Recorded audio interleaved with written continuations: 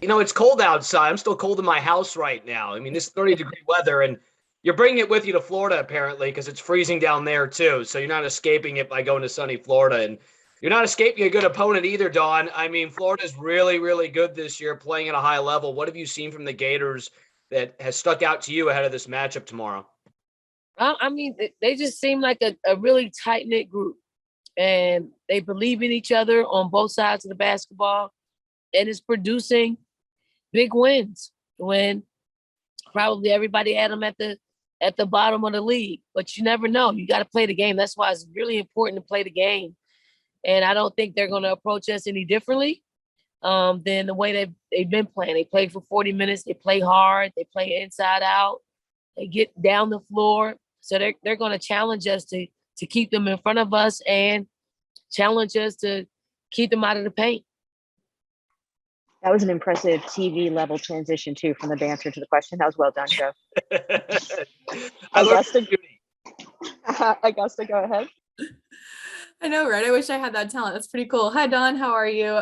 Two quick questions. I feel like I have to ask, just how is everyone health-wise? Will everyone be making the trip to Florida?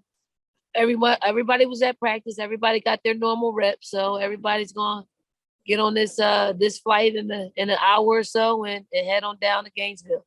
Awesome. And then my second question, you mentioned in the past two games how you've seen it come together, in terms of quickness and speed on the offensive end, and then defensively, just completely shutting down Vanderbilt and Ole Miss pretty much. I just wanted to ask, what else are you looking really to come together, as you go and play Florida and just for the rest of the stretch? What's been kind of the main key points now that we've seen some of the other things like turnovers kind of, get better in the last few games?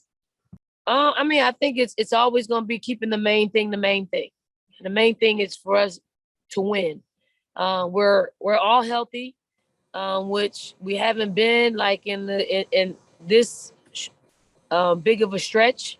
Knock on wood, but it's going to be hard to play a lot of players. Like, it's going to be hard. So everybody's practicing well and hard and executing, but 15 on a roster that's healthy, that's ready to go, that's been productive in practice, it's hard. So keeping them at a place where we're keeping the main thing, and the bottom line is winning. And we do a really good job of communicating with them and letting them know that, I mean, it's hard to play 10 players in a half, but we've been teetering on that.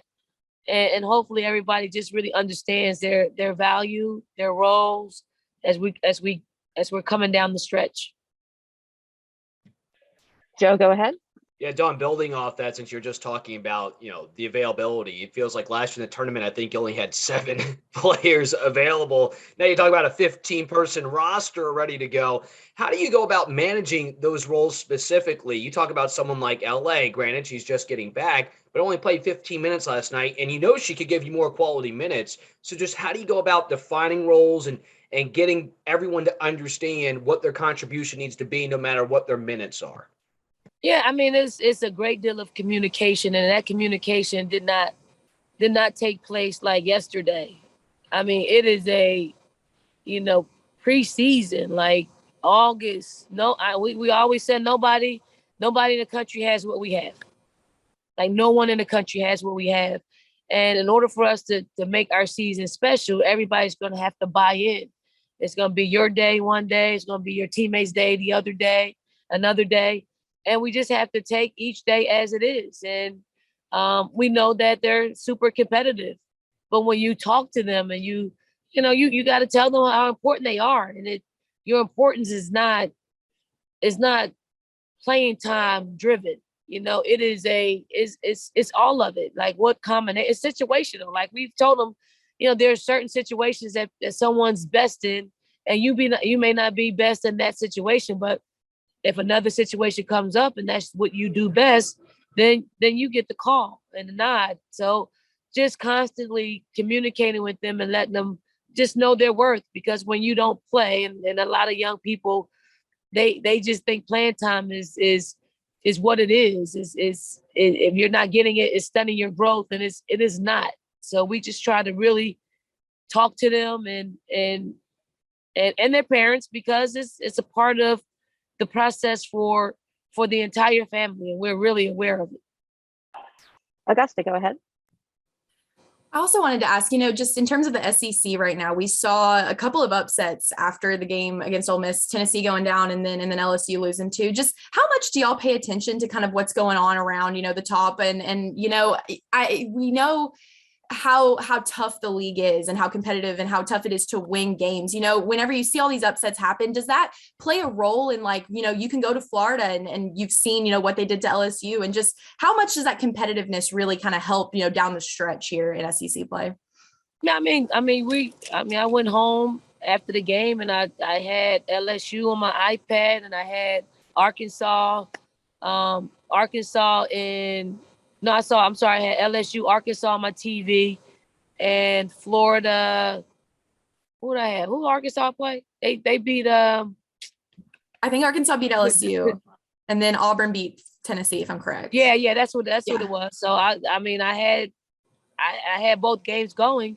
You're lucky. You're jockeying. We when we lost our game, we were looking up. We were looking up at Tennessee, and we're trying to figure out how. We still controlled our own destiny, and we still do. And that's our concern, is controlling our own destiny and watching the league.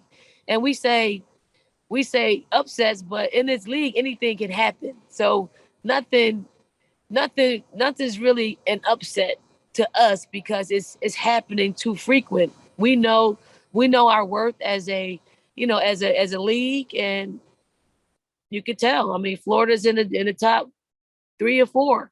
Ole Miss is up there. Like, it's anybody's league to have at this point.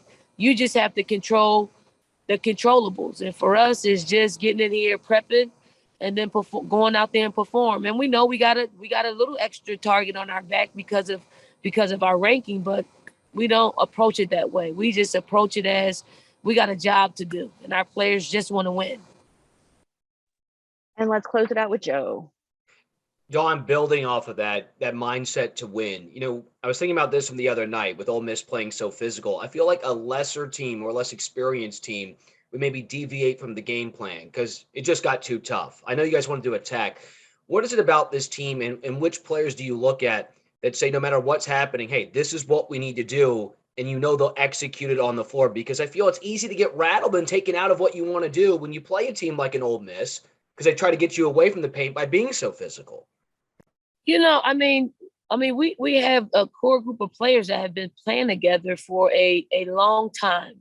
And they know what to do. Like, there are, and it's, when they leave, we're going to have to start the process all over again with another core group because they're so tight and they've logged so many minutes together that we go into games, and if it's physical, and we can play a lot of different ways. If it becomes physical, then we make the adjustment. If it's, a lot of movement out there on the floor, we certainly can take advantage of that. But the Hennies, the Zayas, the rebuilds, our front court and V and Aaliyah, and then LA, coming off the bench, they've logged a lot of minutes as a unit. So they know when to make the adjustments. They know when we have to bear down and be disciplined to the game plan, and they stick to it, and they communicate extremely well. Like they help me have a voice, meaning not a hoarse voice, not a basketball coaching season voice, because they do so much of that, like, every single day. All right. Thank you so much, Coach. Thanks, everyone, for joining us. Thank y'all. Thank y'all.